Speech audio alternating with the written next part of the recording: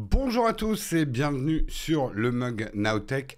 Aujourd'hui, on va parler de ChatGPT et des intelligences artificielles. Est-ce que c'est la cata pour le climat? On va bien sûr parler de plein d'autres sujets tech. Nous sommes le lundi 20 février 2023 et on démarre tout de suite.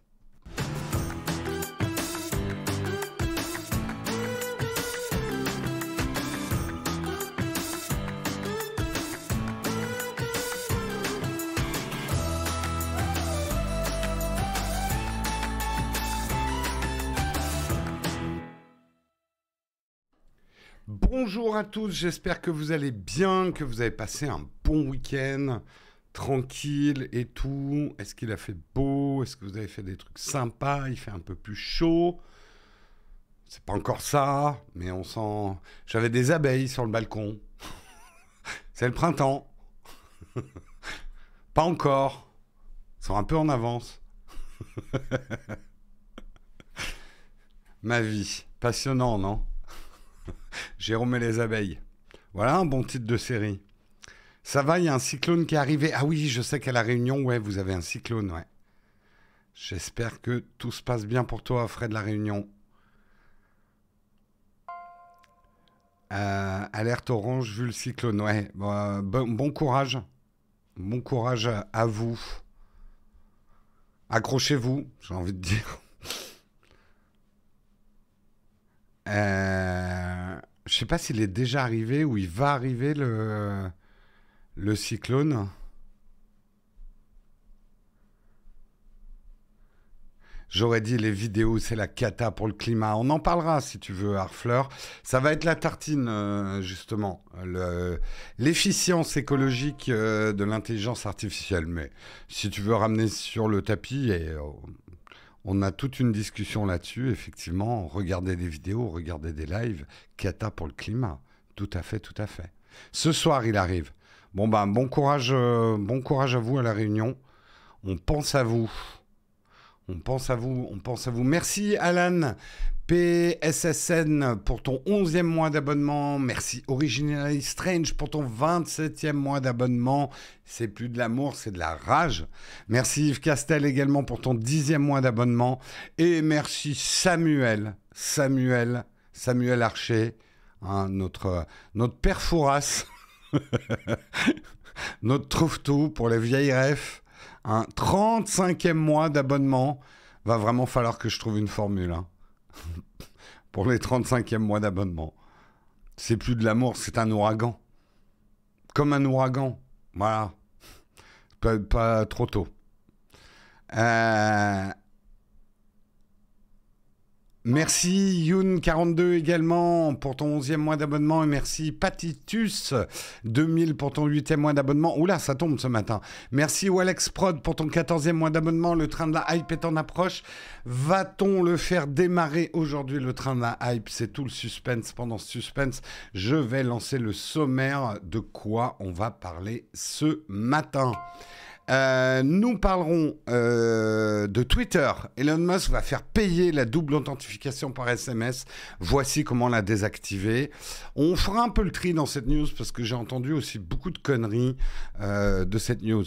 Autre news, la fin de l'Internet gratuit. Meta lance un abonnement payant pour Facebook et Instagram. Mais mon Dieu, on va devoir payer pour des choses inutiles. Catastrophe, on en parlera.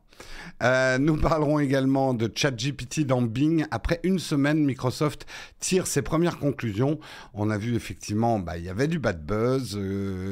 Guillaume a fait un TikTok d'ailleurs là-dessus, sur les premières réactions un petit peu étranges de ChatGPT dans Bing. Si vous n'êtes pas encore abonné à notre TikTok, n'oubliez pas de vous abonner. On est aussi vous retrouverez les mêmes choses sur notre Instagram Nowtech Team, sur TikTok et Instagram. Ah, c'était la petite page d'autopub. On parlera également de métaverse qui fait plouf. Hein, tu verses, ça fait plouf. Ouais. Le métaverse qui fait plouf. Tencent, le géant chinois, préfère jeter l'éponge. Hein, un article mouillé, manifestement. Je me marre tout seul avec mes jeux de mots à la con. Un article où Clubix se mouille. Bref. Nous parlerons également des AirTags, parce que je sais que vous êtes un certain nombre à avoir des AirTags. Quelle est l'autonomie réelle des AirTags? Ne changez pas la pile trop vite. Nous parlerons bien sûr de notre merveilleux sponsor Eau de Switch et nous terminerons avec une tartine qui était le sujet principal d'aujourd'hui, mais je l'ai gardé pour la tartine pour qu'on discute ensemble de pourquoi ChatGPT et ses rivaux sont une catastrophe pour le climat. J'ai oublié de citer les titres de presse. Ce dernier article, c'est Presse Citron et le premier article, c'est Frandroid. Le deuxième article, c'est investing.com. Eh oui, pour vous les traders. Le troisième article, ça sera les numériques. Le quatrième article, c'est Clubic. Et l'article sur les AirTags, c'est Mac Forever. Voilà pour les titres de presse. Et voilà pour le sommaire. J'espère qu'il vous va. J'en ai pas d'autres. Et je lance tout de suite le Kawa.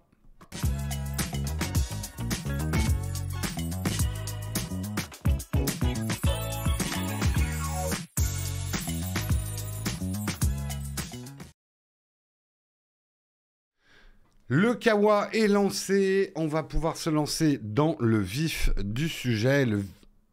Merde, j'ai perdu... Non, c'est bon. Et le vif du sujet aujourd'hui, il y a eu pas mal de choses. Ça y est, le train de la hype a démarré. Un grand merci, Erwan Kenobi, pour ton 4e mois d'abonnement. Il a démarré le train de la hype. Merci à tous ceux qui contribue ce matin. On va commencer, effectivement, ça a beaucoup fait couler de l'encre. Est-ce que c'est encore une expression qu'on peut employer? Je vous retourne la question. Elon Musk va faire payer la double authentification par SMS. Voici comment la désactiver. Sur Twitter, comme sur beaucoup d'autres applications, il existe 3 principales techniques de double authentification pour renforcer la sécurité de son compte. Par SMS, par une application d'authentification telle que Google Authenticator ou par une clé de sécurité.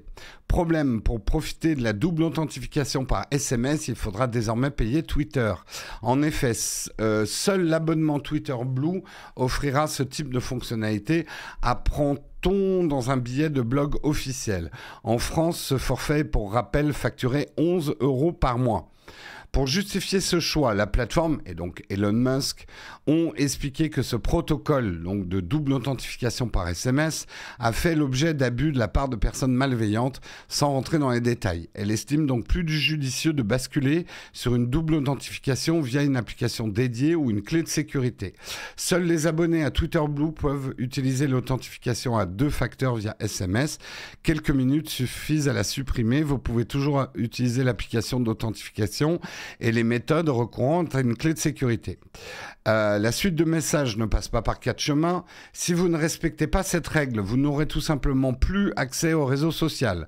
Pour éviter de perdre votre accès à Twitter, supprimez l'authentification à 2 facteurs via SMS avant le 19 mars 2023.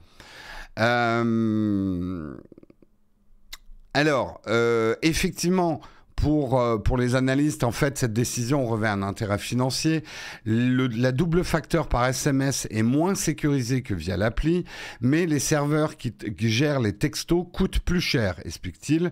Pour lui, cela permettra à Twitter de faire des économies de bout de chandelle et potentiellement pousser vers Blue les moins techno. Si vous voulez désactiver cette double, et je vous conseille de le faire, si vous voulez désactiver cette double authentification par SMS et activer un autre type de double authentification, vous allez dans les paramètres de confidentialité de Twitter, sécurité et accès au compte. Dans sécurité, vous allez authentification à 2 facteurs et vous décochez le SMS. Alors, un certain nombre de choses à détricoter dans cet article. Donc, je résume avec un esprit cartésien.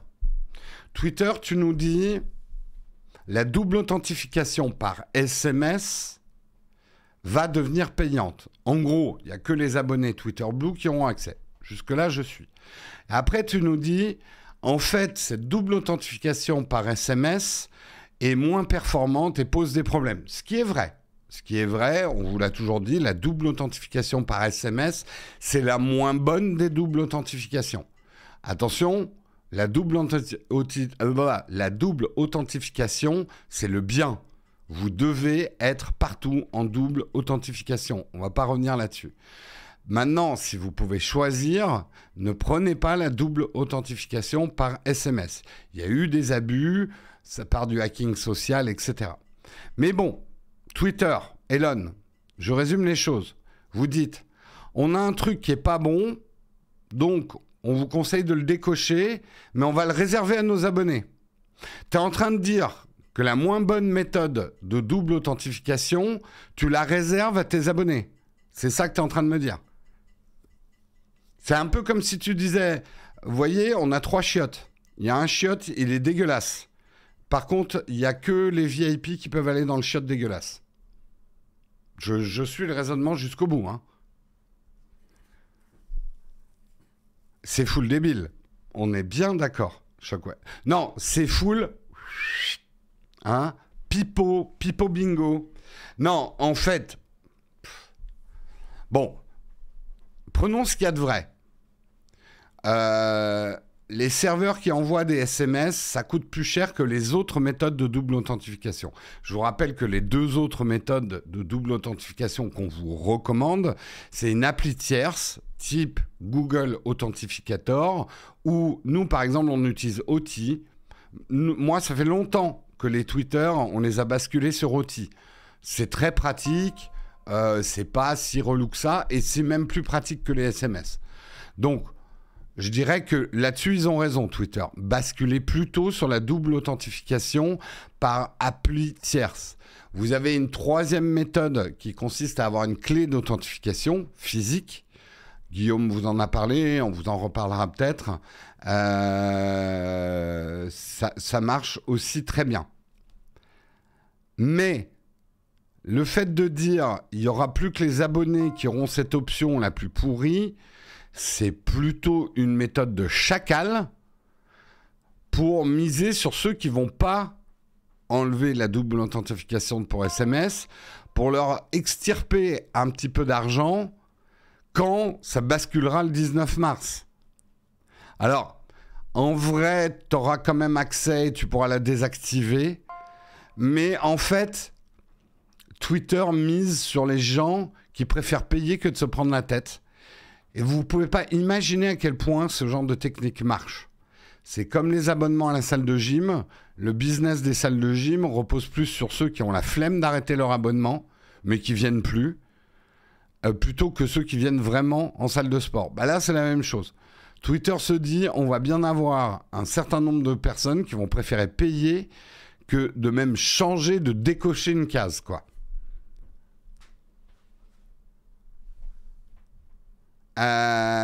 Voilà, ce qui aurait été correct et on va dire quand même honnête, ça aurait été de dire on désactive la double authentification par SMS, point barre pour tout le monde. Ça ne devient pas une espèce d'option payante. En vrai, alors de ce que j'ai lu ce week-end, ils ne peuvent pas vraiment bloquer complètement l'accès à ton compte. Donc le 19 mars, si tu as oublié d'enlever l'authentification, tu auras quand même accès pour pouvoir l'enlever. Mais il compte pour ceux qui, même devant le fait accompli, n'iront pas et préféreront payer leurs 11$ que de décocher une case. Ah tiens, j'avais pas activé la double authentification sur Twitter. Ça, c'est le mal, par contre. Non, vraiment, je rigole pas. Activez la double authentification. Familiarisez-vous avec Authy ou Google Authenticator. On va dire que c'est les 2 leaders. Et nous, on a basculé toutes nos doubles authentifications. On n'en a quasiment plus par SMS, sauf quand il n'y a pas l'option. Cette agonie de Twitter devient vraiment pénible à voir. Il y a un côté battage médiatique aussi, avec ces... Elon Musk sait très bien que les gens vont lui tomber dessus avec ce genre de mesures. Et du coup, on parle de Twitter. Là, un truc tout con, mais rien qu'avec une news comme ça, il est en train de réactiver toutes les personnes qui vont plus trop sur Twitter, qui vont aller enlever leur double authentification par SMS. Ça va lui permettre d'afficher le nombre de comptes actifs pour le mois. Vous voyez, on en est là. C'est ça qui est misérable. On en est vraiment à des méthodes de gueudin pour faire croire que le réseau est encore actif. Et peut-être que c'est pas une super mauvaise stratégie, dans le sens où il y aura peut-être, allez, 1% des gens qui vont venir désactiver la double authentification par Twitter, qui vont en profiter pour lire le réseau et peut-être trouver des trucs intéressants et s'y remettre. Voilà. Tout ça pour des chiffres. Eh, mais mon bon monsieur, tout est chiffres. Tout est chiffres. En même temps, c'est une entreprise, hein. C'est pas une assoce, hein, Twitter. Hein. Auty, c'est A-U-T-H-Y. Nous, c'est celle qu'on utilise, Auty.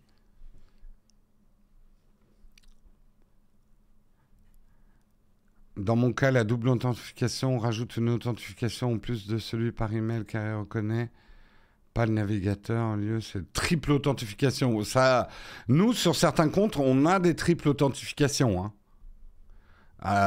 Sur des comptes hypersensibles. Après, nous, notre business se fait sur Internet. Donc, bien évidemment, il y a certains de nos comptes qui sont archi blindés. Même moi, je connais pas le mot de passe, quoi. Il n'y a plus que des applis qui nous authentifient, en fait. Ou des gestionnaires de mots de passe, plus une double authentification, plus de la biométrie. On ajoute toutes les protections possibles. Hein.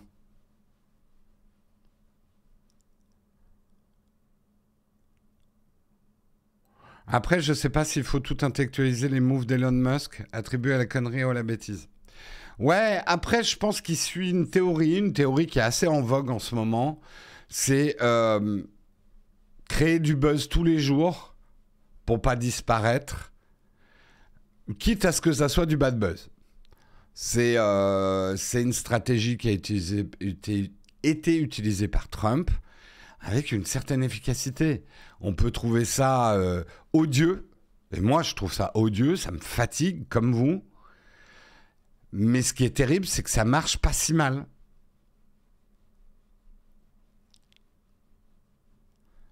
Jamais on a... Enfin, souvenez-vous, Twitter, on n'en parlait quasiment plus avant toutes ces histoires. Twitter tombait un peu dans l'oubli. C'était le réseau qui vivotait. On y allait de temps en temps, mais c'était que des paquets de merde. Il avait mauvaise réputation. C'est un peu le bas-fond pour certaines personnes qui l'utilisent mal, à mon avis. Mais bon, ça, c'est un autre débat. C'était le cloaque des réseaux sociaux. Depuis qu'Elon Musk est à la tête, c'est vrai qu'il se passe des trucs. T'es là, mais j'hallucine. Mais on en parle. Mais on parle de Twitter. Bah, je suis pas d'accord avec toi sur Newt. Moi, je me souviens, parce que je fais quand même des news 3 fois par semaine, on parlait peu de Twitter. C'était un peu un réseau social installé mais vieillissant.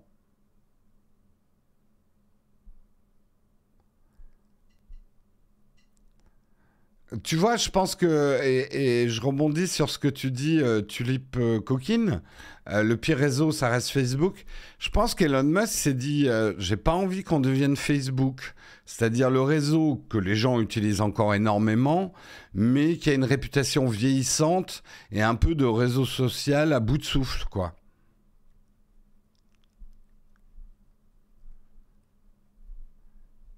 Donc, on parle surtout pas 100 fois plus car c'est Elon, la moitié des news. On n'entendrait pas parler s'il n'était pas là. Oui, oui, oui, bien sûr. Bah, c'est quelqu'un qui a très bien compris, Elon, le pouvoir de son image hein, dans toutes ses entreprises. Hein. Bref, on pourrait en débattre longtemps, mais je vous propose que nous passions à l'article suivant.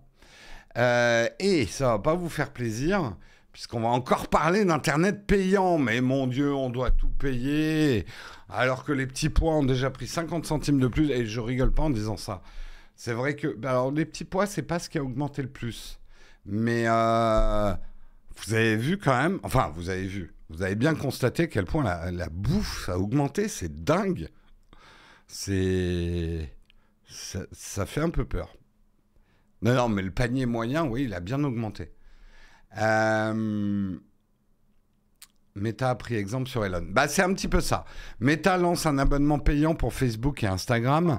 Mark Zuckerberg a annoncé dimanche un nouveau service d'abonnement payant sur les comptes vérifiés Facebook et Instagram.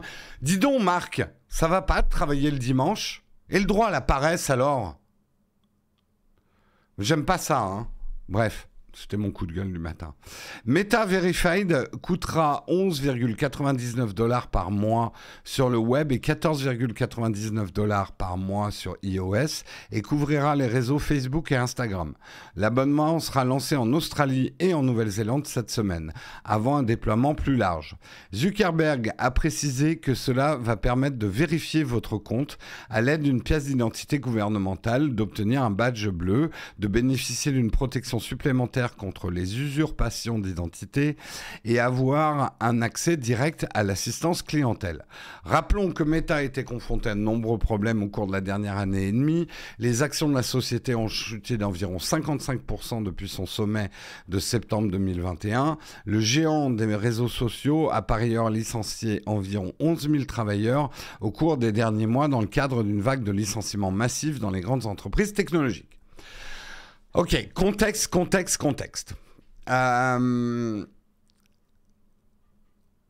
Je suis agriculteur et mon prix au kilo n'a pas augmenté en tout cas.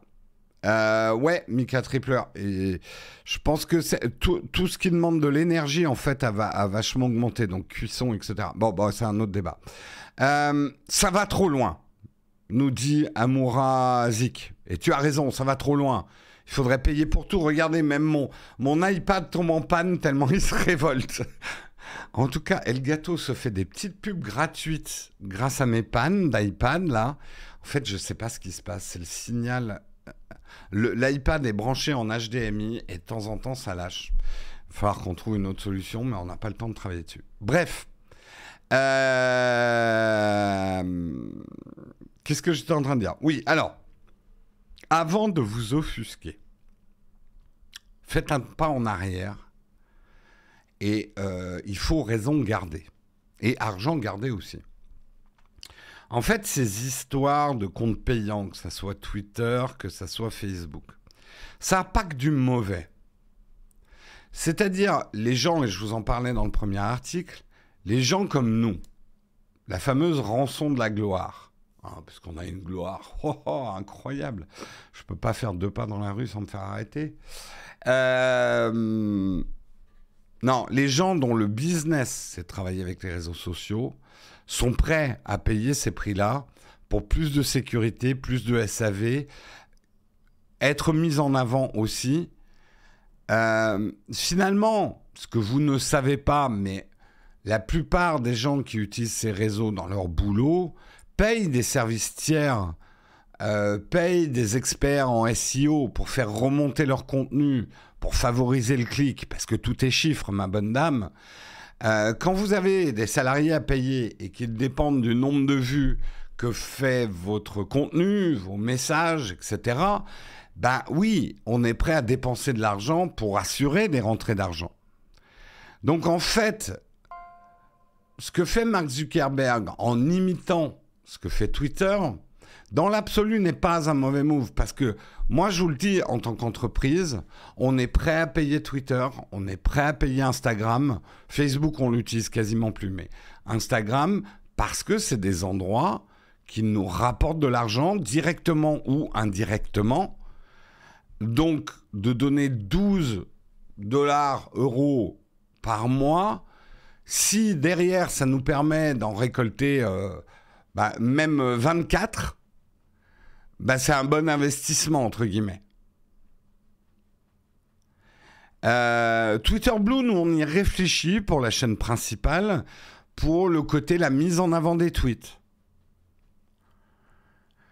Donc, il ne faut pas prendre ces news en disant « Oh, ça devient payant pour les particuliers ». Non, il y aura toujours des accès gratuits. Ces réseaux sociaux ont besoin d'un grand nombre de gens qui regardent. Sinon, ils ne servent à rien, ces réseaux sociaux. Ces comptes payants sont plutôt faits pour les pros, en fait.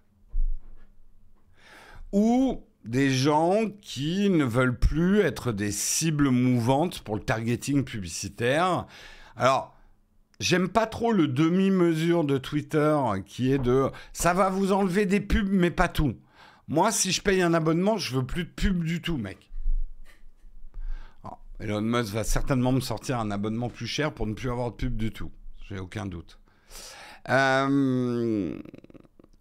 Moi, je paye YouTube Premium avec joie parce que je n'ai pas de pub sur YouTube. YouTube étant un outil de travail pour moi, je le consulte énormément. J'ai rien contre la pub, moi personnellement, parce que pour moi, ça fait partie du commerce. Trop de pubs, je suis comme tout le monde, ça saoule, mais je comprends pourquoi la pub existe. Mais quand j'ai un outil que je consulte comme ça autant, j'ai pas envie d'avoir de la pub. J'ai pas envie d'avoir d'adblocker parce que l'adblocking est un business chelou dans lequel je veux pas contribuer non plus. C'est un business, hein, l'adblocking. Donc, je suis très content de payer YouTube Premium. Et quelque part, je ne serais pas mécontent de payer des réseaux sociaux si j'ai plus de pub. Et surtout, et c'est peut-être ça le truc le plus important, nous, dont notre identité sur Internet, c'est notre gagne-pain, l'usurpation d'identité est une catastrophe industrielle pour nous. Pour vous, c'est peut-être pas très grave, même si c'est chiant de vous faire voler votre compte, mais les conséquences économiques pour votre salaire en fin de mois, pour votre vie, n'est pas dramatique. Ça va vous faire chier, c'est sûr, mais ça aura des conséquences limitées sur votre niveau de revenu. Nous, une usurpation d'identité, ça peut être catastrophique. Ça veut dire qu'on ne fera pas assez d'argent pour payer les gens qui travaillent avec nous. Donc, vous voyez, ça peut être un vrai problème.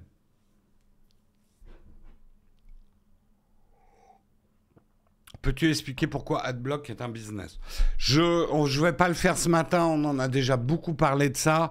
Mais pour résumer, pour ceux qui ne connaissent pas l'émission, n'oubliez pas que derrière les adblocking, même en open source, il y a des business de whitelist, de vendre des places plus ou moins adblockées à des annonceurs. Il y a du crowdfunding et il y a des adblockers payants. Donc c'est de l'argent qui va à un système dont la seule plus-value est de vous bloquer des publicités et donc qui vient se greffer au business de la publicité, même au-dessus. Il y a une forme de racket, pour moi, dans l'adblocking. J'ai rien contre le fait d'adbloquer. Je suis pas en train de vous... Je sais que vous êtes beaucoup à utiliser des adblockers et je condamne pas d'utiliser... Parce que la pub, ça peut être super relou. Mais soyez juste au moins conscient que vous êtes le rouage d'un système qui est chelou, le système des de l'adblocking. Voilà. Mais on va pas partir sur ce débat. Je sais que c'est un débat très animé. On aura plein d'autres occasions de le faire. Merci en tout cas Fabrice M 1976 pour ton 24e mois d'abonnement, c'est plus de l'amour, c'est de la rage. Merci Deads 1975 pour ton 3e mois d'abonnement. Merci Xian FR pour ton 28e mois d'abonnement, c'est plus de l'amour, c'est de la marge. Oui, c'est de la marge, c'est de la rage aussi. Merci Kouros 83 pour ton Prime. Merci Fissorem pour qui a offert 5 abonnements communautaires. Merci Petit Jus de Pomme pour ton 7e mois d'abonnement. Merci Cyril Boucher pour ton 31e mois d'abonnement. C'est plus de l'amour, c'est plus de la rage. Merci Pierrot 667 pour ton 28e mois d'abonnement. C'est plus de l'amour, c'est de la rage. Merci Anaïs Cerise pour ton 14e mois d'abonnement. Merci Tonylas 78 pour ton 6e mois d'abonnement. Merci BroBro06 M2X pour ton 3e mois d'abonnement. Et je crois que j'ai oublié personne. Merci à vous les contributeurs.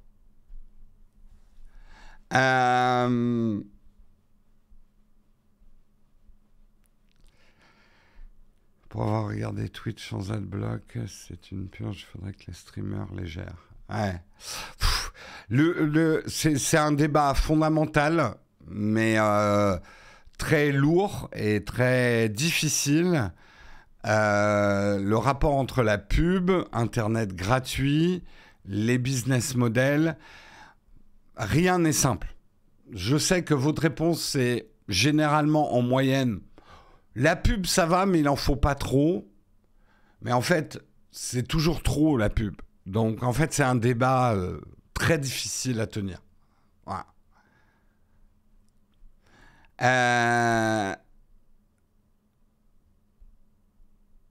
On peut rien gérer. Ah si, on peut en rajouter. Ouais, laissez-nous gérer la pub. Bonne idée, ça.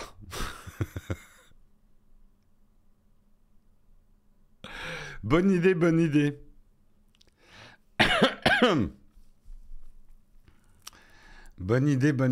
Mais voilà, juste pour résumer quand même, moi je n'ai rien contre payer un système par l'émetteur qui m'enlève la pub. Je trouve ça beaucoup plus fair. Donc, j'ai rien contre payer YouTube pour qu'il m'enlève sa pub. J'ai beaucoup plus de problèmes à payer ou à payer indirectement, parce que c'est toute la ruse d'Internet, c'est de vous faire payer indirectement. Si vous croyez que les adblockers font pas de la collecte de données, vous fourrez le doigt dans l'œil jusqu'au genou. De payer indirectement des services qui viennent se greffer et qui ne sont pas propriétaires de ce service. Voilà.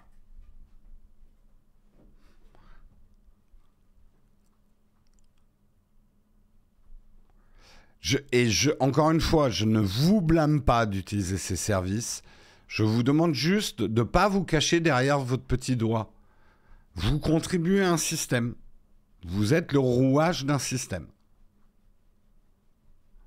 Voilà. Bref, allez, on continue. Effectivement, je pense qu'on va en voir de plus en plus de ces services payants. On va parler de ChatGPT. Vous disiez, il ne nous a pas encore parlé de ChatGPT ce matin. Qu'est-ce qui se passe? Mais bien sûr, on a au moins 2 articles sur ChatGPT. ChatGPT dans Bing, après une semaine, Microsoft tire les premières conclusions.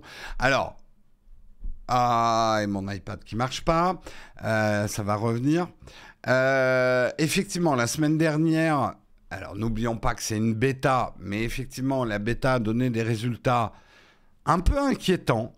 On a vu que ChatGPT avait des comportements qui semblaient un petit peu creepy, un peu trop réaliste. N'oublions pas que c'est de la simulation de comportement, hein. Ce n'est pas un vrai comportement. Les intelligences artificielles ne sont pas intelligentes. C'est un peu plus compliqué que ça, mais globalement, c'est pas des intelligences conscientes de leur intelligence. Elles ne savent pas ce qu'elles font.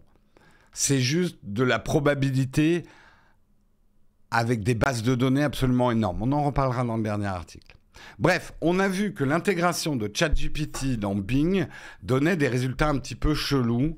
On en avait conclu dans l'article, effectivement, que Microsoft avait peut-être eu tort d'inclure trop de petites phrases et d'émojis dans les réactions de ChatGPT, lui donnant un aspect presque un peu creepy d'une fausse conscience. Donc, ils en ont tiré les conclusions. Dans son point sur la situation, Microsoft affirme que 71% des réponses générées par l'IA ont été notées positivement. Donc, en dehors du bad buzz, les gens sont plutôt contents. Les utilisateurs ont plébiscité la fonction chat de l'outil, essayent de pousser l'agent dans ses retranchements. Certains internautes ont passé plus de 2 heures à converser avec le chatbot. De nombreux clients utilisent le chatbot pour des questions relatives au divertissement et à la découverte du monde, une utilisation que le géant nord-américain n'avait pas soupçonnée. Plus surprenant, l'agent de Microsoft apparaît inintéressant au-delà de 15 interactions. Ses réponses sont formelles, beaucoup trop conformes et n'apportent aucune plus-value à l'utilisateur. Le groupe travaillerait à corriger cet aspect. Enfin, comme nous l'avions remarqué, ChatGPT dans Bing apparaît parfois bizarre, générant des réponses épisodiquement... Waouh, épisodiquement creepy.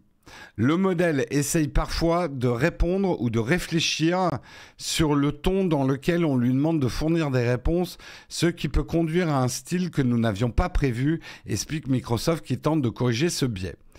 Dans son post, Microsoft rappelle que l'ouverture en bêta publique du service est une nécessité pour corriger les nombreux bugs et autres problèmes de son IA. Nous savons que nous devons construire ce produit de manière ouverte avec la communauté. Cela ne peut pas se faire uniquement en laboratoire sur le géant. De son côté, pour le développement de Bard, son propre agent conversationnel, Google a choisi de faire mener ses derniers tests par ses propres employés. Alors, on est dans un des nœuds gordiens du problème. Si vous ne savez pas ce que c'est qu'un nœud gordien, je vous invite à relire l'histoire d'Alexandre le Grand. Ces interfaces conversationnelles font des erreurs, des formes de mensonges. Elles préfèrent parler que de se taire et ont des problèmes d'exactitude de certaines réponses. Premier problème. Deuxième problème, elles ont des problèmes d'attitude, en tout cas de simulation d'attitude. Je vous rappelle, avant qu'on parte dans des trucs, que ces IA n'ont pas un caractère, ne savent pas ce qu'elles disent. Tout ce qu'elles savent faire, c'est compter à très haute vitesse des probabilités qu'un mot se place derrière un autre. Mais elles ne savent pas ce qu'elles sont en train de dire. Elles n'ont pas de contexte. Elles peuvent avoir du contexte, mais elles ne peuvent pas réfléchir sur ce contexte. J'étais parti sur mon explication. Une intelligence artificielle ne pense pas qu'elle pense, ne sait pas qu'elle pense. Voilà.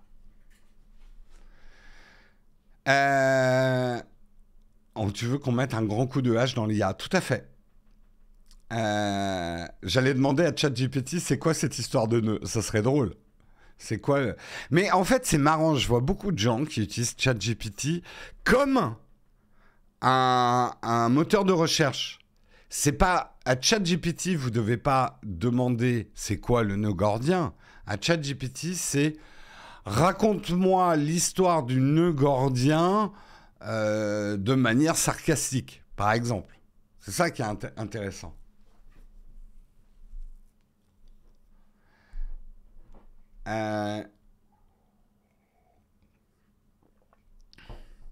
Bref, pour revenir au nœud gordien, Microsoft dit on ne peut pas faire autrement que de tester la bêta avec le grand public. Je ne suis pas certain, parce que là on est aux prémices de cette grande révolution que sont les interfaces conversationnelles. Et je continue à croire que c'est une grande révolution qui va vraiment marquer son temps, avec du bon et du mauvais. Et que là, le problème, c'est que dans l'esprit du grand public, ce que les gens sont en train de retenir, et je le vois dans le chat, vous êtes en train de retenir que ces interfaces conversationnelles mentent, sont creepy et sont bizarres. Et ça va vous rester. Donc, même si Microsoft le corrige derrière tout ça, même si Google corrige Bard, vous garderez cette première impression des interfaces conversationnelles. Moi, je continue à dire que tout ça a été lancé trop tôt. Trop vite. On a ouvert la boîte de Pandore trop violemment. On a lâché ça dans le grand public. Et je pense que l'intelligence artificielle va souffrir de ce lancement trop rapide.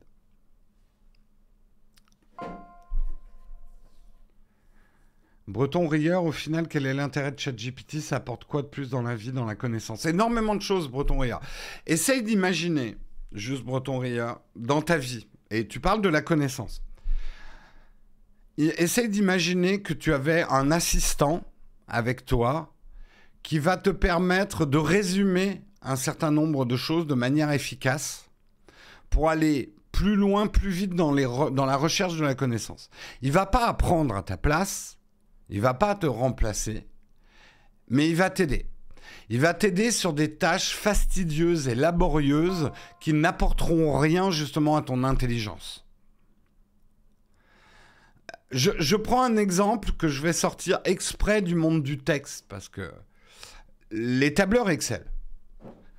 Aujourd'hui, beaucoup de gens n'utilisent pas Excel alors qu'ils pourraient en avoir besoin, même pour faire leur petite compta familiale, mais n'utilisent pas Excel parce que faire une formule sur Excel demande un certain niveau de connaissance. Parce que tu ne peux pas la formuler en langage naturel. Aujourd'hui, tu peux te faire aider par une intelligence artificielle. Toi qui fais ta compta de famille avec ton Excel ou ton tableur Google, pour qu'il te trouve une bonne formule, mais ça peut être une formule sophistiquée.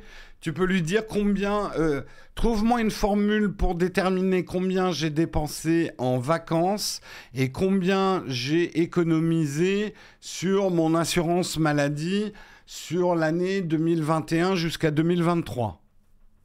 Voilà. Et tu vas pouvoir le formuler comme ça.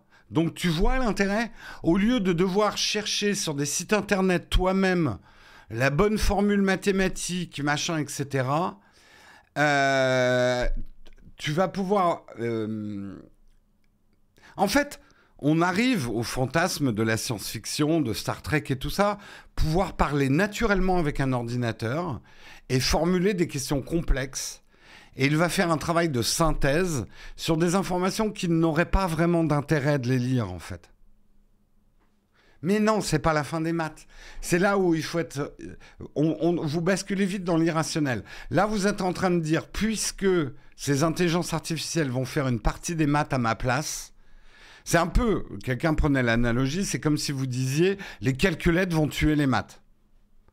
Les calculettes ne font pas de la recherche en maths. Les calculettes ne sont pas mathématiciennes. Je suis ouvrier en 3-8 dans une usine qui fabrique des bouchons de bouteilles. Ça va changer quoi à ma vie ? Par exemple, John Duff, si tu fais effectivement de la compta perso, quels sont tes loisirs ? Il ne faut pas tout voir au niveau professionnel. Et au niveau de ton entreprise, peut-être que le design des nouveaux bouchons de bouteilles pourra être réfléchi plus vite. Alors, attention, là, je suis en train de présenter les aspects positifs de tout ça, mais...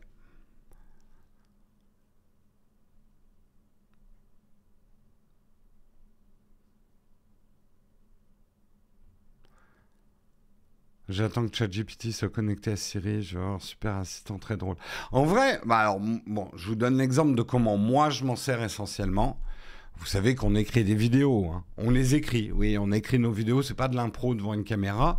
Et dans beaucoup de nos vidéos, surtout les vidéos où on essaye de faire un peu des enquêtes, nous on n'a pas toute une équipe de journalistes qui peuvent faire les enquêtes à notre place et prendre des sites entiers, nous faire des résumés afin qu'on l'inclue, etc. Alors, des outils type ChatGPT m'aident à faire des résumés de sites pour voir si dans certains articles, au lieu de me les fader moi-même et de les lire, ce qui me prendrait des heures et des heures, s'il y a quelque chose d'intéressant dans cet article pour ce que je suis en train d'écrire. Alors, si je trouve quelque chose d'intéressant, je sais que ChatGPT peut être approximatif. Mais au moins, je vais voir. Après, je vais checker les sources, etc. Mais ça me fait gagner des heures et des heures.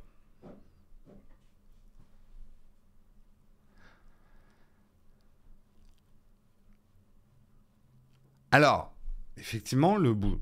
Mais ça, alors, parlons-en 5 secondes. Oui, tu dis, avant les calculettes, les gens qui faisaient du calcul mental avaient une valeur ajoutée. Et même pouvaient trouver du travail parce qu'ils étaient bons en calcul mental. Au même titre que les gens qui utilisaient des bouliers. Là, ça va être la même chose. ChatGPT va remplacer un certain nombre de compétences.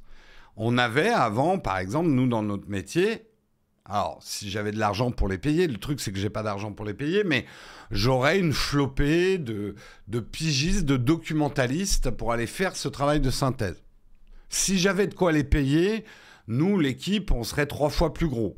Voilà. Pour pouvoir faire des enquêtes en vérifiant nos sources. Donc oui, il y a des pans entiers de business qui vont disparaître. Et ça va être un vrai problème. Encore une fois, ne nous cachons pas derrière notre petit doigt. Pour moi, même, ça va être une bombe thermonucléaire au niveau de l'emploi. Mes prédictions les plus pessimistes, c'est que 80% des cols blancs, des boulots de cols blancs, vont disparaître. Ça va être cataclysmique. Et ça, beaucoup plus vite que tout ça va créer des nouveaux emplois. Parce que oui, ça en créera des nouveaux emplois. Toute innovation technologique à créer des nouveaux emplois. Le vrai problème au niveau de l'emploi aujourd'hui, ça va être la dynamique du truc. Ça va détruire beaucoup plus vite les emplois que ça va en créer, en fait. Wow, wow, wow, wow, wow, wow, wow. Le truc, c'est que des révolutions industrielles, où par exemple, je sais pas, on a inventé un tracteur et ça a remplacé des gens qui labouraient les champs, oui, ça a vachement réduit la masse humaine nécessaire pour le même travail, mais ça s'est passé de manière lissée sur une 50aine d'années. Il y a eu quand même des problèmes vis-à-vis de l'emploi aussi.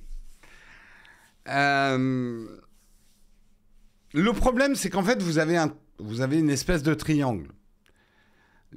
Il y en a, les défenseurs de cette révolution rapide me disent « Oui, mais comme les gens vont pouvoir aller beaucoup plus vite, les entreprises vont pouvoir produire beaucoup plus vite, donc ça ne va pas forcément créer du chômage, ça va créer beaucoup plus de production. » Et le problème, c'est que la production, elle sert à quoi ? Elle sert à répondre à une demande des consommateurs. Et la demande des consommateurs, elle n'est pas élastique, puisqu'elle est liée au niveau de revenus des consommateurs.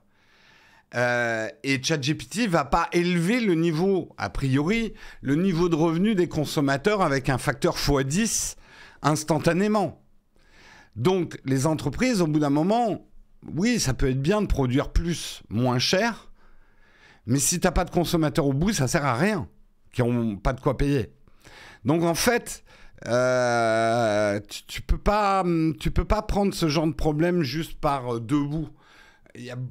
Tout est lié, en fait. C'est l'économie. Hein.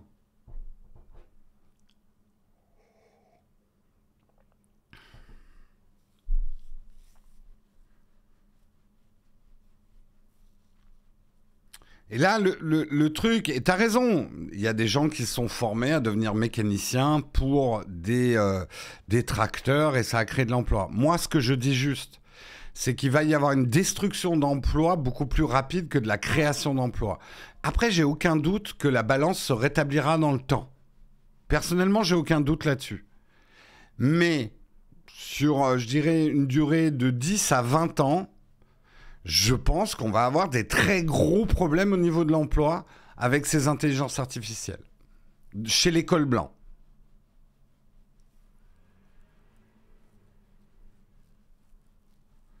Donc on verra, mais on est parti. Alors c'était pas vraiment le sujet de l'article, mais je sais que c'est des choses qui nous travaillent.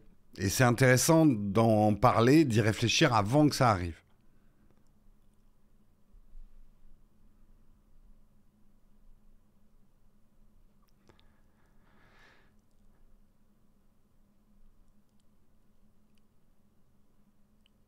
On se débarrasse des cols blancs avec l'IA et des cols bleus avec les robots. Il n'y a plus que le capital qui vaut quelque chose. Marx, réveille-toi. Je suis à la fois d'accord et pas d'accord avec toi, Xnili. Et m'amenez pas là-dessus, mais pour moi, l'intelligence artificielle va faire exploser le capitalisme et le socialisme. En fait, l'arrivée de l'intelligence artificielle, la révolution, en fait, c'est même la révolution augmentée, de l'homme augmenté. Qui va être un peu comme la révolution industrielle ou la révolution électrique, va nous faire basculer dans d'autres types d'économies. Parce que nos anciens types d'économies ne tiendront pas le coup. Donc que ça soit le socialisme ou le capitalisme, les deux vont complètement exploser.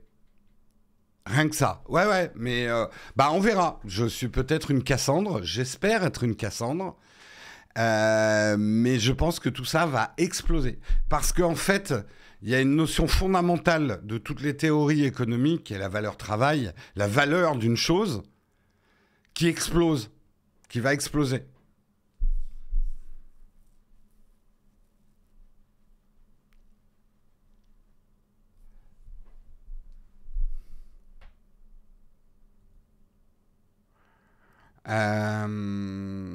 On verra. On verra, hein. J'espère être Cassandre. Hein. J'espère être une Cassandre.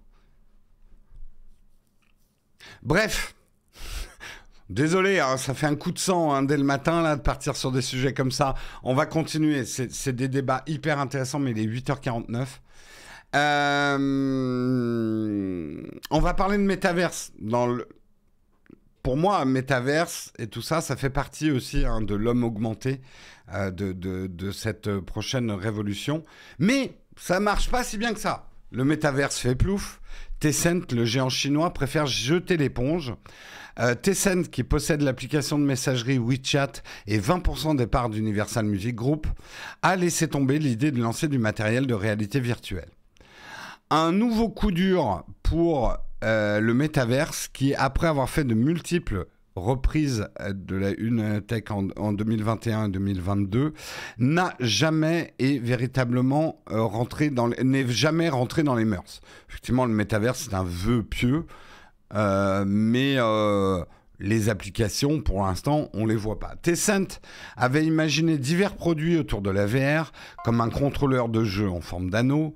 Mais voilà, cette division n'a pas pris son envol. Le manque de rentabilité rapide, confronté aux lourds investissements consentis, sont en train d'avoir raison de cette division. Le projet XR, le nom alloué à l'unité, n'était parti que pour être rentable d'ici 2027. En outre, les premiers résultats n'étaient pas concluants et certaines sources évoquent un manque de jeux prometteurs et d'applications de réalité virtuelle qui tiennent la route. Il n'y a pas que Tencent qui boude le métaverse, la tendance a fortement chuté. Même Meta, ex-Facebook, ne semble plus en faire une priorité et Microsoft communique beaucoup moins d'avant, effectivement, sur le métaverse. Ce sont d'ailleurs les sorties médiatiques autour du métaverse des deux géants américains qui avaient poussé Tencent à rentrer dans le jeu à l'époque. Tencent est surtout connu pour ses solutions logicielles et ses jeux vidéo, est en train de rater son pari pour la VR. Même Pico, le fabricant de casques VR qui appartient au propriétaire de TikTok ByteDance, a annoncé vendredi le licenciement de salariés. Le métaverse ne voit décidément pas très clair. Alors, pas tout mélanger hein, dans ce genre d'article, mais je suis assez d'accord. Je pense que le vrai business du métaverse, ça va pas être avant 3 à 5 ans. Mais je pense qu'il y en aura un. Mais le métaverse aujourd'hui, beaucoup trop en avance sur son temps. Même les joueurs qui devaient être la première cible n'ont pas encore trouvé le jeu qui met tout le monde d'accord et qui fait qu'on aurait des problèmes parce qu'on porte trop longtemps des... Vous voyez, c'est presque le signe. Le fait que les joueurs n'aient pas des marques rouges là autour des yeux, à force de porter leur visière, montre bien que les visières n'intéressent pas les joueurs. Pour certaines expériences, on a trouvé ça cool. Non, PSVR 2 fait un très mauvais démarrage. Hein, tiens, va voir les news. La PSVR 2 est très mal partie. Très, très mal partie. Ça n'intéresse pas les gens. Et je vais vous dire, ce qui n'intéresse pas les gens, c'est... Je dirais que le facteur déterminant, ça va être les visières aveugles versus les visières pas aveugles. Et c'est pour ça que je pense que la réalité augmentée, la réalité mixte, amènera la VR. Mais les visières qui sont uniquement aveugles, qui t'immergent à 100%, c'est pas ce que les gens veulent. C'est pas ce que les gens veulent. Donc, en fait, c'est là où il va falloir être précis. Moi, je pense quand même qu'il y a un marché pour la AR. On verra. Encore une fois, on verra quand Apple se lancera là-dedans. J'ai aucun doute que Apple va se lancer là-dedans. Et ils prennent du retard, c'est bien qu'il y a des problèmes. J'ai aucun doute non plus sur le fait qu'il y a des problèmes.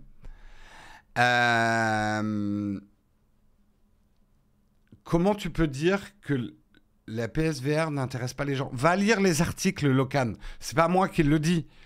Les articles parlent d'un lancement qui est vraiment pas bon. Dans les chiffres, tu vois, je vais pas me mettre à... Enfin, tu peux pas contester les chiffres. Les préventes sont mauvaises.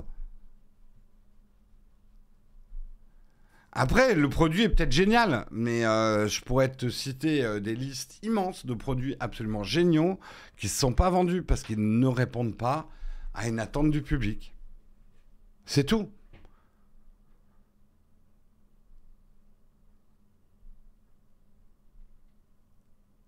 Je pense que le problème n'est pas le prix. Et je vous dis,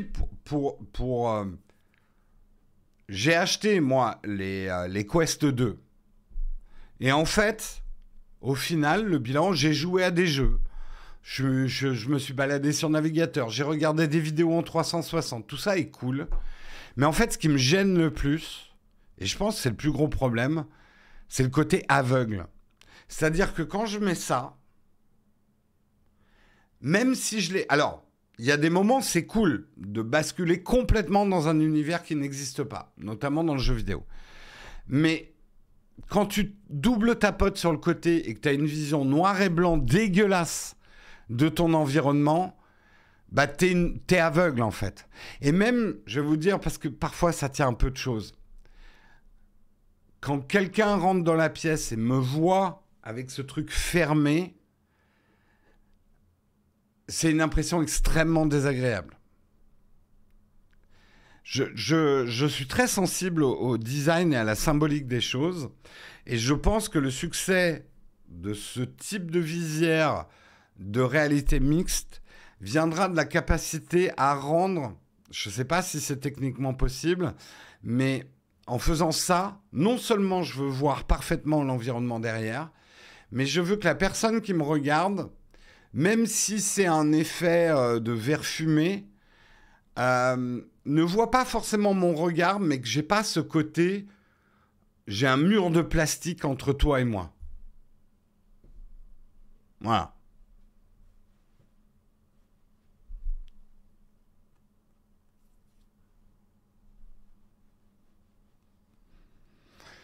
Ce qui fait qu'aujourd'hui, voilà, j'ai acheté une visière Quest 2, je l'utilise un peu, mais de plus en plus, elle prend la poussière.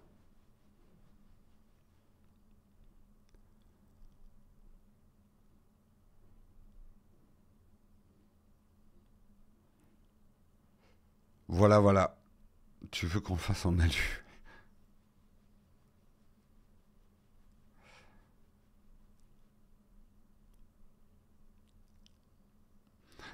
Alors, manifestement, j'ai froissé certains d'entre vous en disant que le nouveau casque de VR de Sony se vendait mal. Encore une fois, c'est pas une opinion, c'est des articles là-dessus. Vous pouvez post-rationaliser tout ce que vous voulez. Les chiffres de vente sont pas ouf.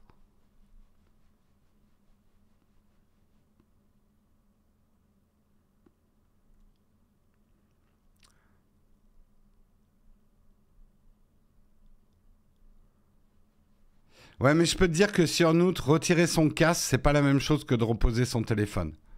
Vraiment pas. Tu- J'essaie de trouver une analogie. Mais vraiment, c'est pas la même expérience. C'est quand même moins simple d'enlever. Le geste est plus compliqué que de poser son téléphone.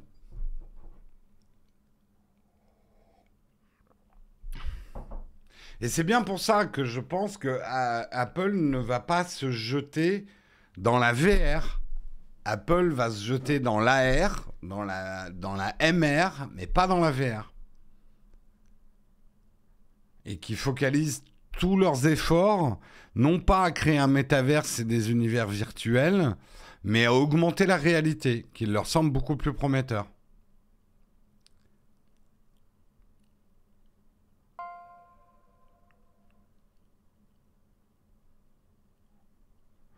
AR et MR, c'est Augmented Reality et MR, c'est Mixed Reality. J'explique dans ma vidéo la différence entre les deux.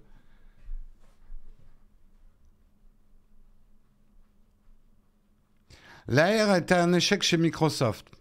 Oui et non. Microsoft a toujours eu dès le début un positionnement industriel.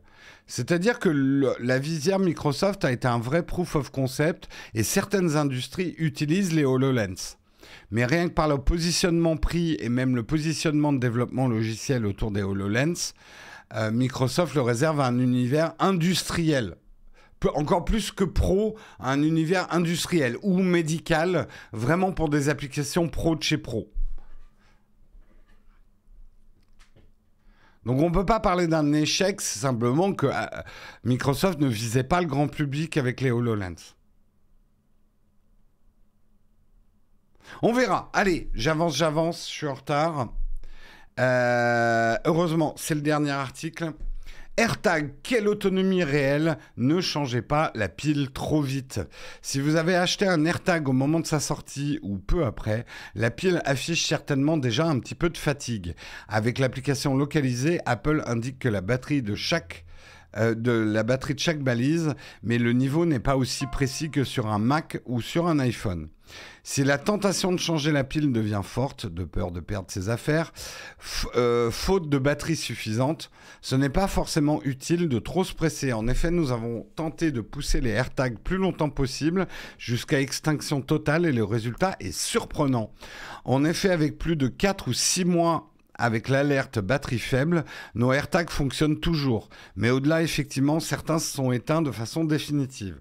En pratique, il est donc assez facile de dépasser 1 an d'utilisation, comme annoncé par Apple. Déjà, l'alerte survient plutôt au bout de 16 à 18 mois, ce qui reste honorable. Ensuite, la plupart de nos AirTags ont pratiquement atteint les 2 ans sans changement de pile, en les poussant vraiment à bout. Évidemment, mieux vaut changer la pile avant que vos trackers ne répondent plus, sans quoi vous risquez de perdre clés et bagages bêtement. C'est intéressant parce que tous ceux qui ont des AirTags, et je sais que vous êtes un certain nombre ici, on a été confrontés, pour beaucoup de ceux qui l'ont acheté cette année, on a commencé à avoir des alertes piles.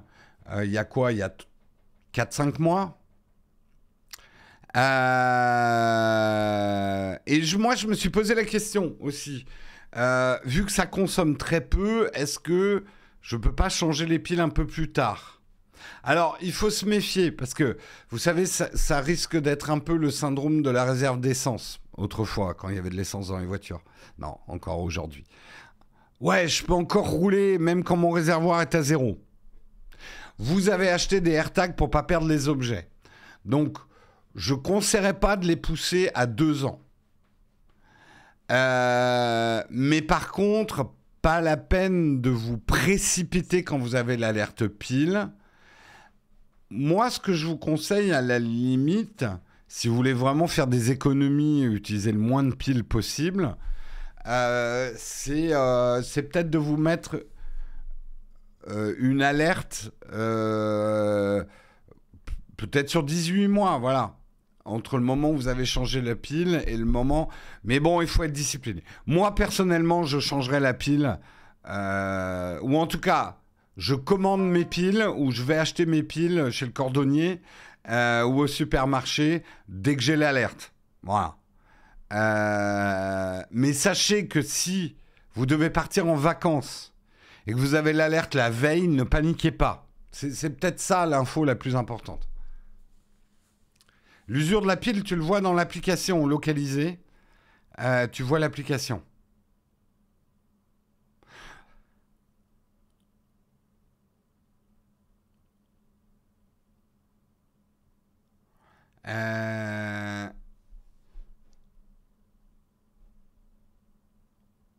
Faudrait des AirTags en format carte de crédit. Ouais, ça viendra peut-être, ouais. C'est vrai que les concurrents ont lancé ce genre de truc. AirTag rechargeable, ça serait une très mauvaise idée en fait, Did.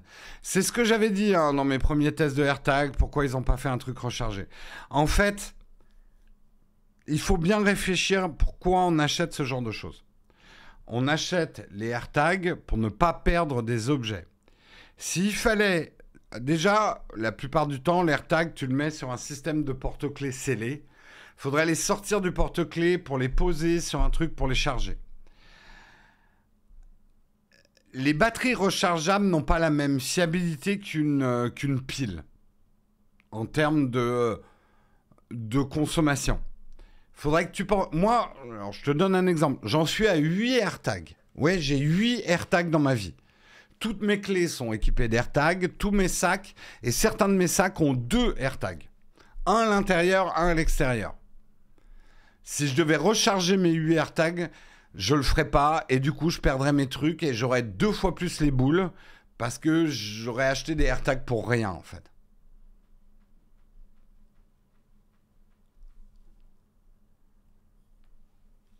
Si vous savez pas ce que c'est que les AirTags, allez voir ma vidéo sur notre vidéo sur YouTube. Les AirTags ne sont pas un antivol.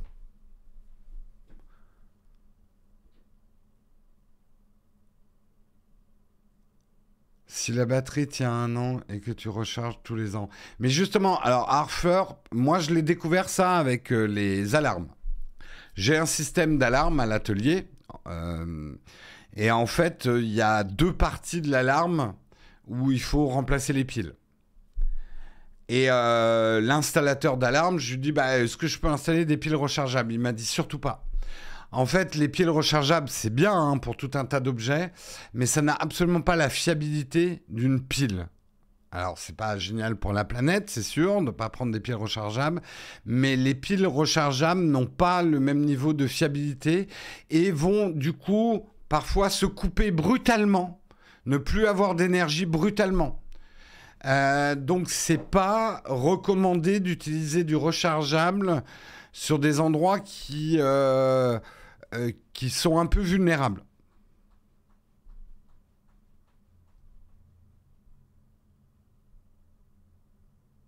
La courbe de tension est différente, nous dit Walland. Le problème avec des AirTags rechargeables, c'est que vu comment fonctionne une batterie, l'AirTag pourrait te dire la veille, vous devez recharger, et le lendemain, ça couperait.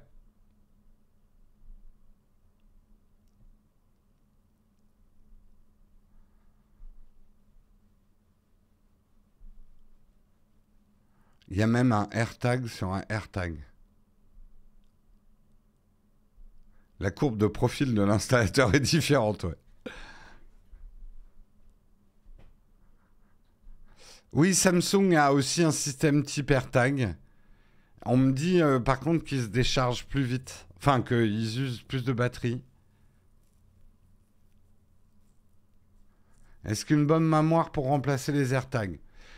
Écoute, je sais qu'il y a des gens qui n'ont pas besoin d'AirTag. Moi, j'en ai besoin. J'en ai besoin aussi parce que j'ai un nombre de clés actuellement à gérer qui est assez important.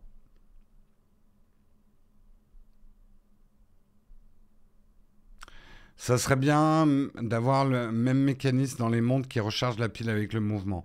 Ouais, mais ça peut fonctionner parce qu'une montre, je pense, a moins besoin d'énergie qu'un AirTag, en fait. Et le truc, c'est que je ne suis pas sûr que ça soit une bonne idée pour les AirTags. Vu que les AirTags, tu les mets en mouvement que tes valises qu'au moment où tu les utilises. Moi, il y a beaucoup de mes AirTags, ils sont au repos tout le temps. Ils ne se rechargent pas avec le mouvement.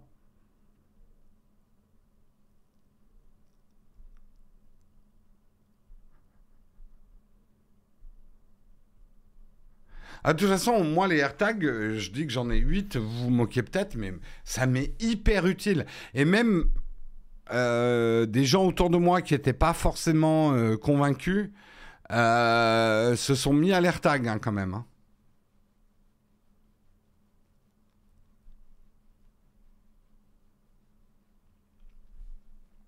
Et pourquoi, puisque certains se moquent, pourquoi j'ai 2 AirTags? Alors, si vous êtes un pickpocket et un voleur, ne regardez pas ce qui suit. Hein. Promis, vous arrêtez le live hein, si vous êtes un pickpocket et un voleur. En fait, pourquoi j'ai 2 AirTags sur mon sac? J'en ai un visible à l'extérieur et j'en ai un qui est planqué à l'intérieur. Double protection. Et là, vous allez rire. En fait, celui qui est visuel à l'extérieur me sert à 2 choses. Il me sert à décourager quelqu'un qui voudrait faire du vol à l'arraché. En se disant « Ah, je vais lui arracher le sac du dos, je vais pouvoir courir avec. » Et il n'aura pas le temps d'enlever l'AirTag dans le même mouvement.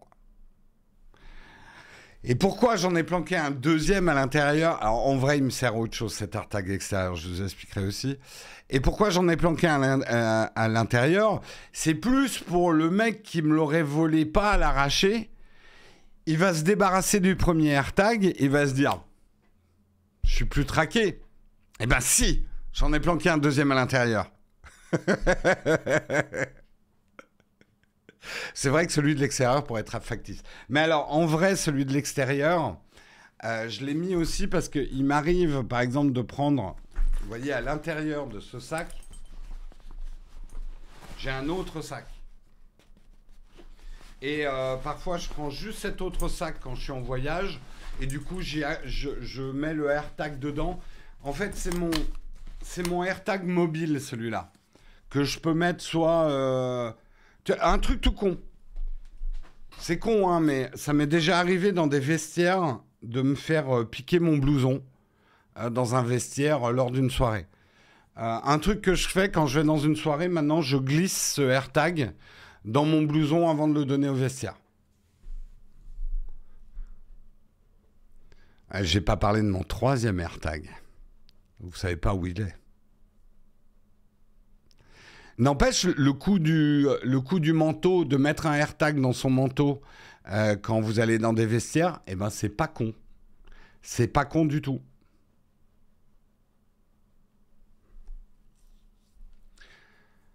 Et tu vois, pour l'instant, ça m'est pas arrivé, mais au moins d'avoir un AirTag dans mon blouson, si la personne au vestiaire me dit « Ah bah non, il est plus là », je peux checker tout de suite si mon blouson est là ou pas, quoi.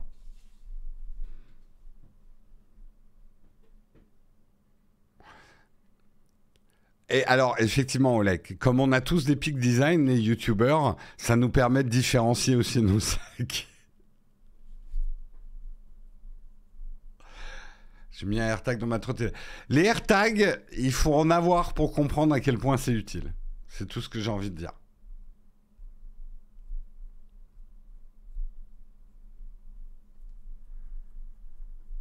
Est-ce que Nowtech tient un AirTag sur son iPhone? J'ai pas besoin. Les iPhones sont déjà dans localisé. T'as pas besoin de mettre un AirTag sur ton iPhone en vrai. Tous les produits Apple sont dans l'application localisée.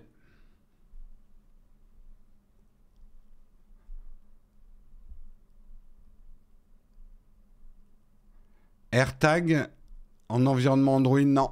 Et là, c'est que écosystème Apple pour l'utiliser à 100%. Ouais.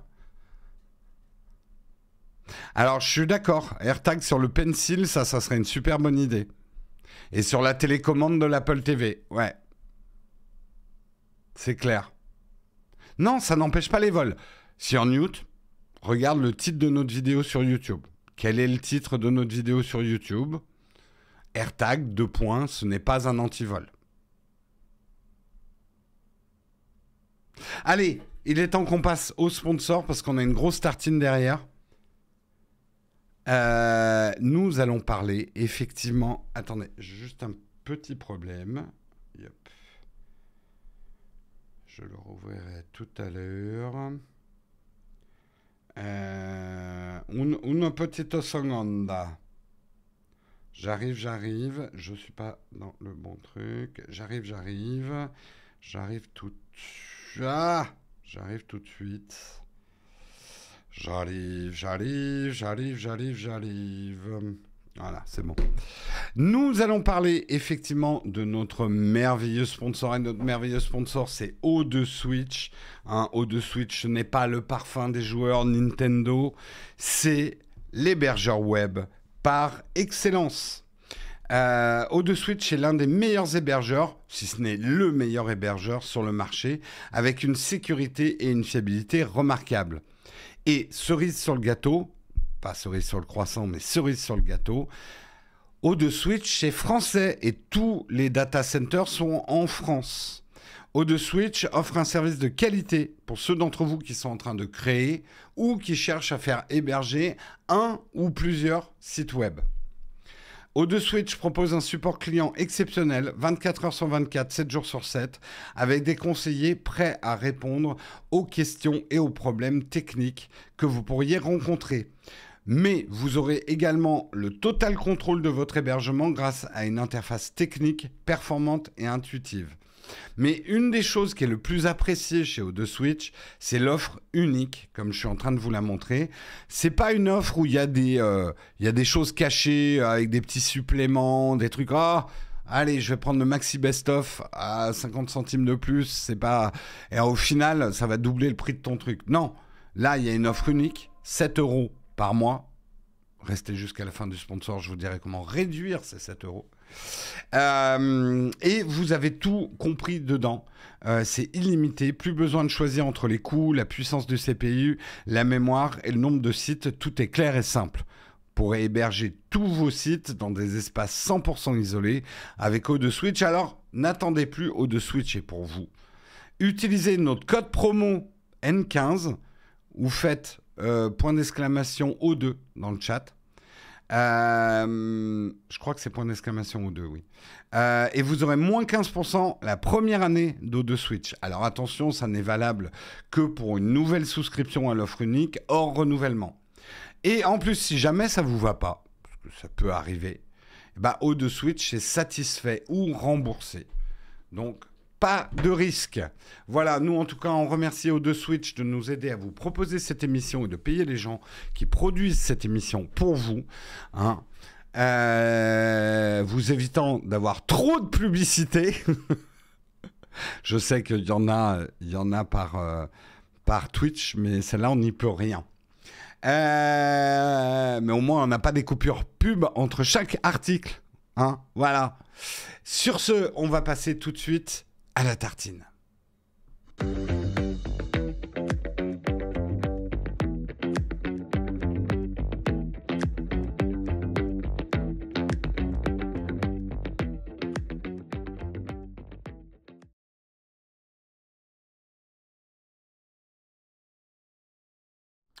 La tartine, aujourd'hui, on va continuer à parler de ChatGPT et d'intelligence artificielle, mais sous un autre prisme, celui du climat. Pourquoi ChatGPT et ses rivaux sont une catastrophe pour le climat ?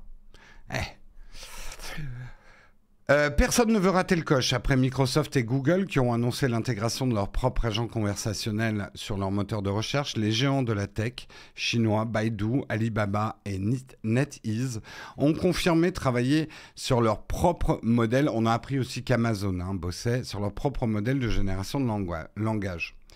Si l'euphorie semble de mise, le déploiement de ces IA n'est pas sans poser un problème de taille dans la lutte contre le changement climatique.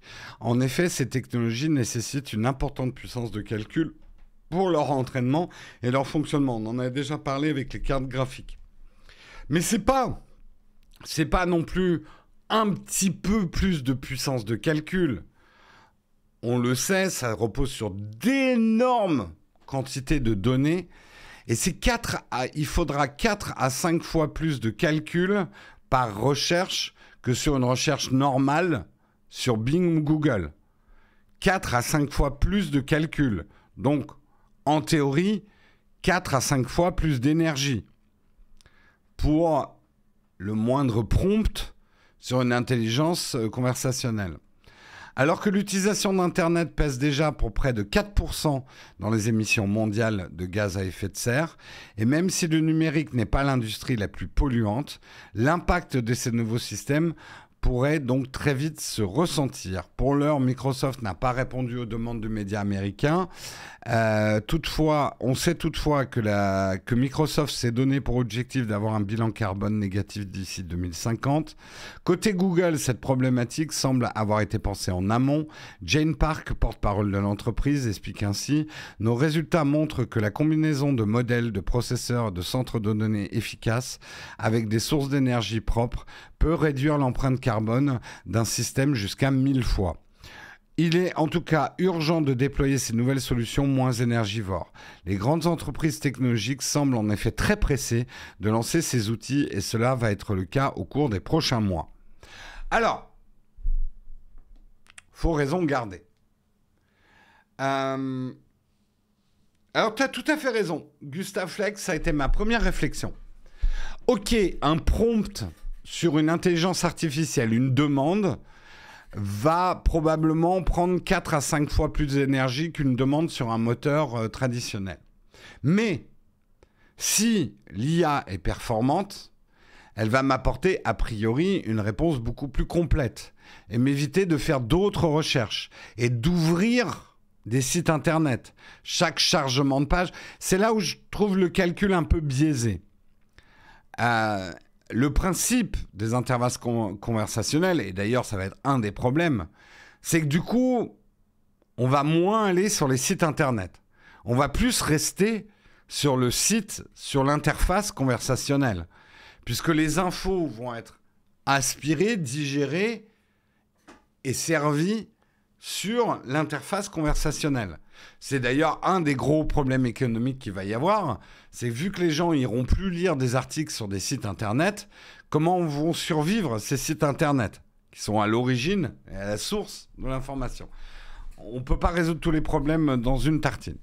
Mais ça va être un énorme problème très très vite pour Internet et qui va faire que tout le système publicitaire va s'effondrer. Mais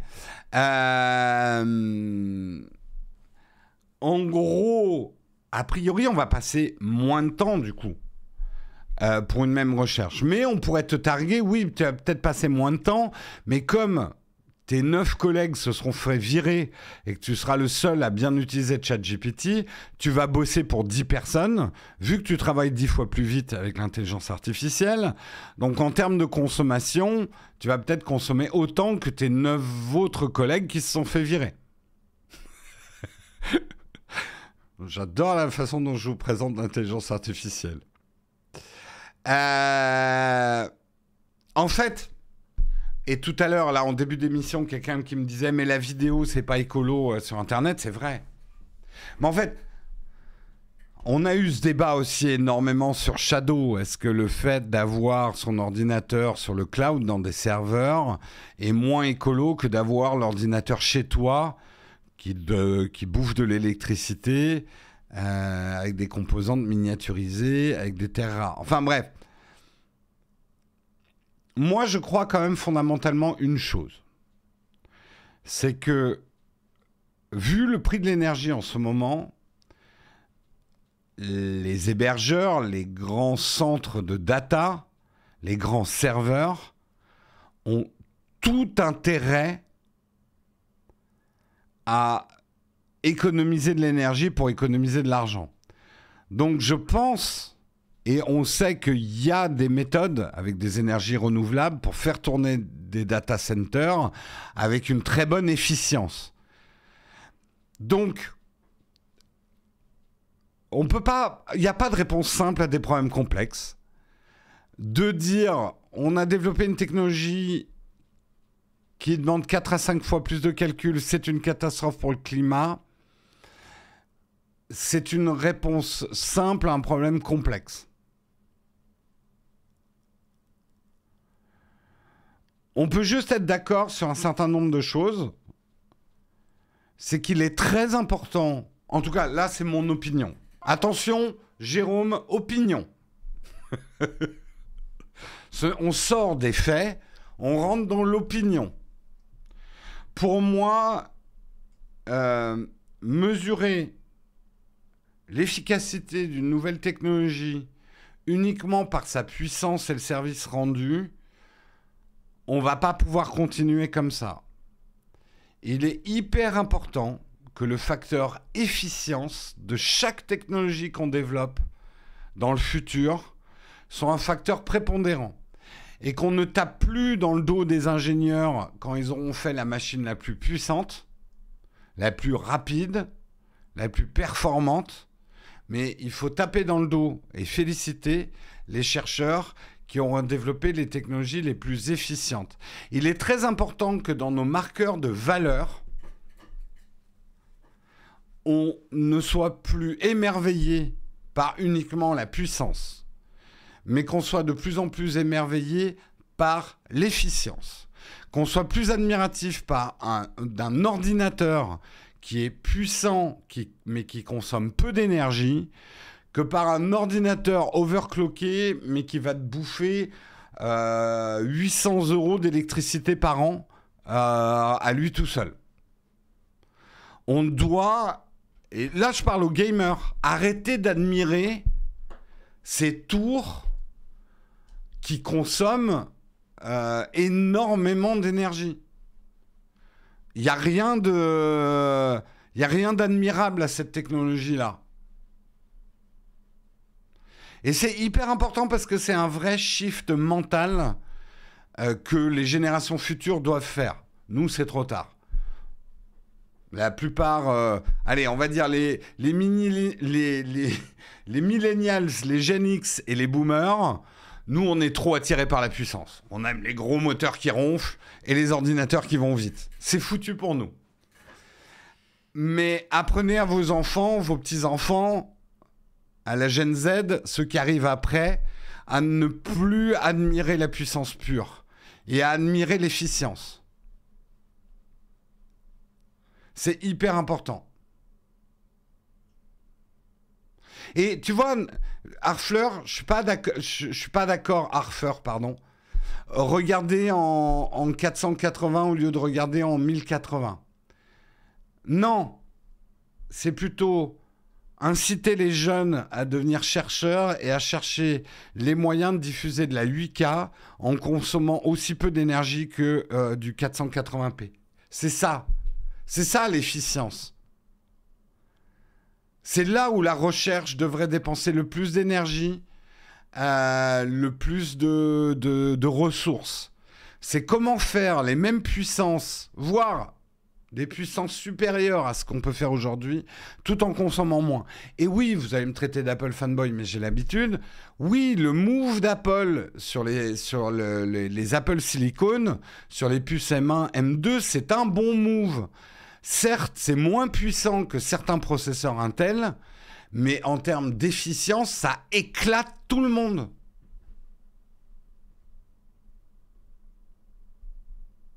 Ça éclate tout le monde. Et c'est ça qu'il faut faire.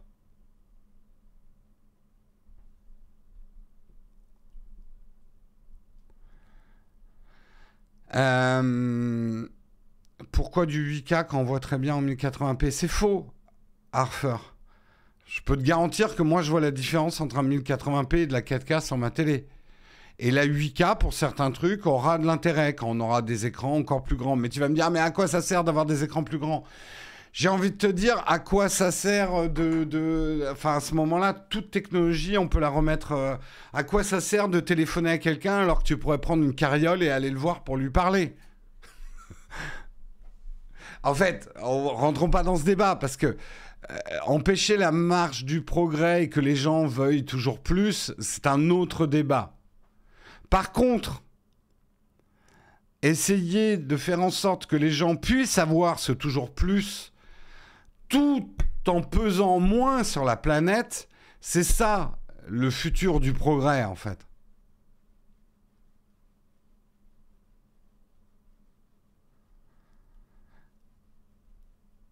Je pense, hein, on me dit que je suis dogmatique. Non, c'est. Je veux dire, ça sert à rien de toute façon de dire. Enfin, moi, honnêtement, je trouve que la mesure gouvernementale consistant à dire on va interdire les télé 8K, c'est pas ça qu'il faut faire. Il faut dire on autorise les télé 8K tant qu'elles ne consomment pas plus qu'une télé 4K. Pourquoi bloquer la 8K? Ce qu'on cherche à bloquer, c'est la consommation électrique, qu'elle soit pas supérieure, qu'on dépasse pas certaines limites.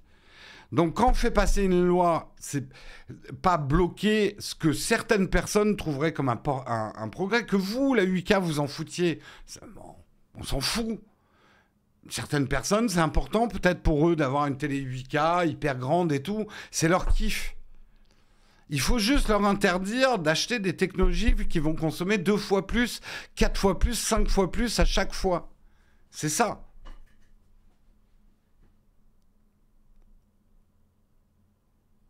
Ça sert à rien de lutter contre l'instinct humain qui est de je veux mieux. Il faut le normaliser. Il faut dire attends, le mieux c'est peut-être pas de changer toutes les années déjà. Hein, stop, take your time. Le mieux, c'est pas que tu achètes de la puissance ou de la performance, mais que tu achètes de l'efficience. Et voilà, déjà.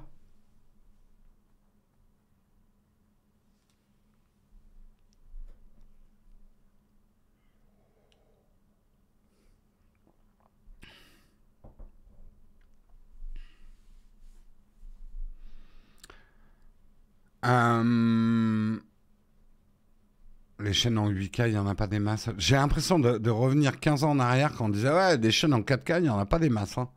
C'était pas il y a 15 ans, il y a 10 ans. Et c'est vrai, mais il y en a de plus en plus.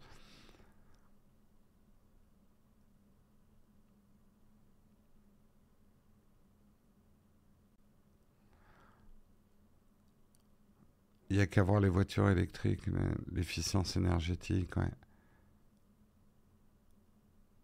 En fait, moi je crois fondamentalement que punir les gens, c'est pas la bonne méthode.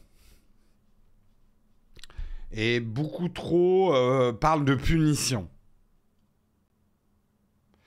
Et en vrai, là, je vois ce que certains disent sur Newt, tu as tout à fait raison. Putain, sur Newt, t'apparais en vert, vert flashy dans le chat, et je lis que toi ce matin en fait. Vivement demain que tu as une autre couleur. Bref, changer son frigo, ça suffit parfois à faire d'énormes économies d'énergie. Hein.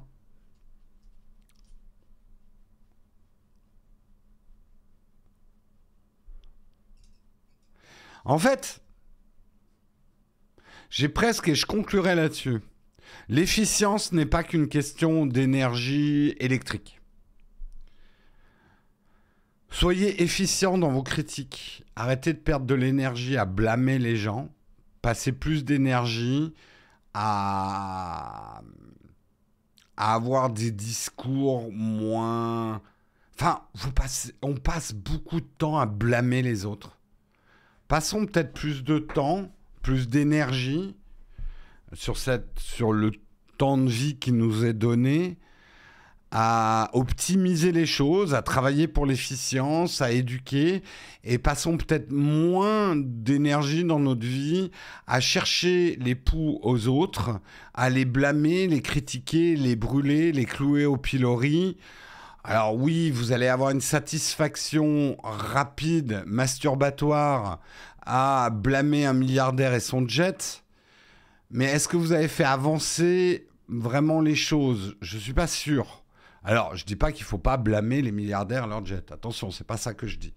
Mais dépensez pas trop d'énergie là-dessus. Gardez votre énergie peut-être pour des choses plus constructives. Et en vrai, si vous trouviez une manière de faire de la congélation qui consomme 10 fois moins qu'aujourd'hui, ou si même vous faites l'effort de changer votre frigo, je pense que vous feriez plus pour le climat que de simplement critiquer un milliardaire et son jet. Je sais qu'ils pèsent lourd, hein, les jets privés. Je sais que ça pèse lourd. Mais passez... encore une fois, qu'on ne me fasse pas dire ce que j'ai pas dit. Oui, ça sert de dénoncer les milliardaires et leurs jets. Ça sert. Parce que c'était une critique qu'on n'avait pas avant. Donc ça sert. Mais passez pas toute votre énergie dessus. Voilà.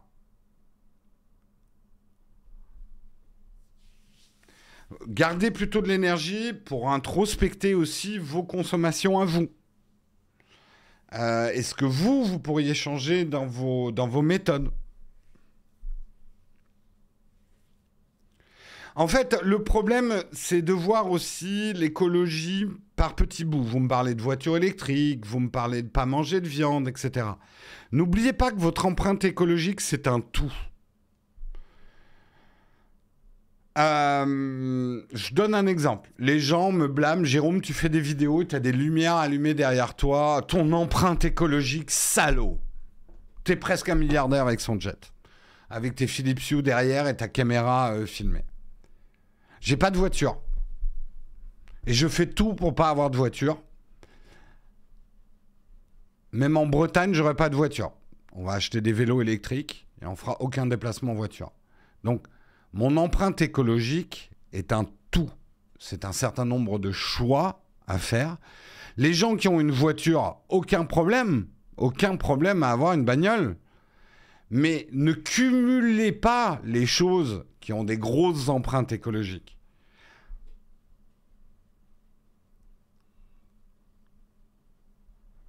Donc, arrêtez de blâmer les gens en regardant des petits trucs qu'ils font une empreinte écologique, c'est un tout dans la vie de quelqu'un.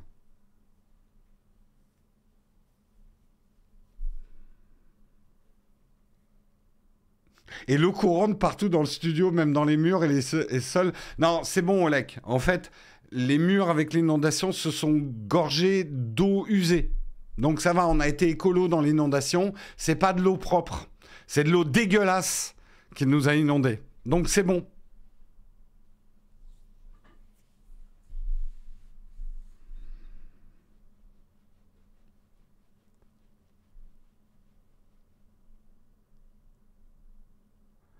Euh, Donc pas de streamer avec une voiture. Mais si, tu peux être streamer et avoir une voiture. Mais à ce moment-là, prends pas des bains, par exemple. Ou fais pas des feux de cheminée tout l'hiver. Voilà. C'est un ensemble, votre empreinte écologique. Nowtech composte ses planchers, tout à fait. Ça va bientôt être le The Last of Us ici. Non, en vrai, ils ont mis des chauffages pour sécher les murs. Mais oui, Baron Marutan, moi, ça m'a posé des problèmes aussi quand j'ai dû prendre l'avion pour aller au Japon. Là, je te dis pas, j'ai flingué mon empreinte écologique pour les 3 ans à venir. C'est 4 tonnes de CO2 un vol France-Japon. Bah, il faut que je fasse des efforts sur d'autres choses. Peut-être moins manger de viande, ce que je fais de moins en moins d'ailleurs. Voilà, c'est un tout. Je peux pas. Encore une fois, critiquer les gens en prenant une action qu'ils font, c'est pas la bonne manière de faire. France-Japon, 30 jours de cargo, ouais. Est-ce que Vinted, c'est efficient? Ça serait des bonnes études à faire. Parce que quelque part, oui, tu donnes une seconde vie à des vêtements, mais en même temps, il y a le transport, etc. Donc, je sais pas. Finir le mug à l'heure. Ouais, on est un peu en retard.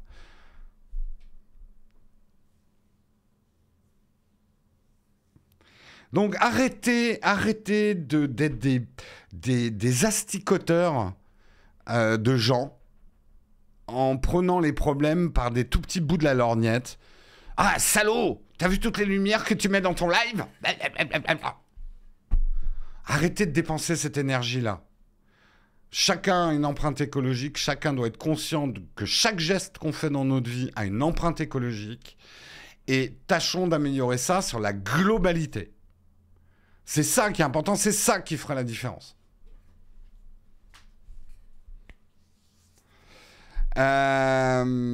Sur ce, mais c'est un débat hyper intéressant, je trouve.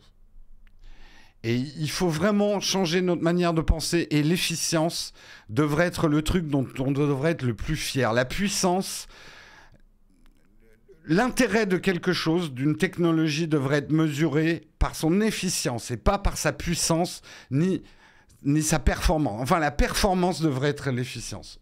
Faut que je trouve un proverbe pour que ça claque mieux, cette histoire. Oui, faire pipi sous la douche, ça suffit pas. Exactement. Sur ce, je vous souhaite une excellente journée. Sans déconner, il faudrait faire un vrai sujet là-dessus. Ça me donne envie. Alors, le problème, c'est que personne ne la regarderait, la vidéo. Mais il faudrait trouver un angle sur l'efficience. L'efficience, c'est la nouvelle puissance. Pas mal ça comme formule. L'efficience, c'est la nouvelle puissance. Personne ne cliquerait là-dessus. Personne ne regarderait cette vidéo. Une catastrophe. Bah toi, peut-être, Arthur, merci. Je sais que vous regarderiez. Mais vous êtes pas... Désolé de vous le dire, vous n'êtes pas assez.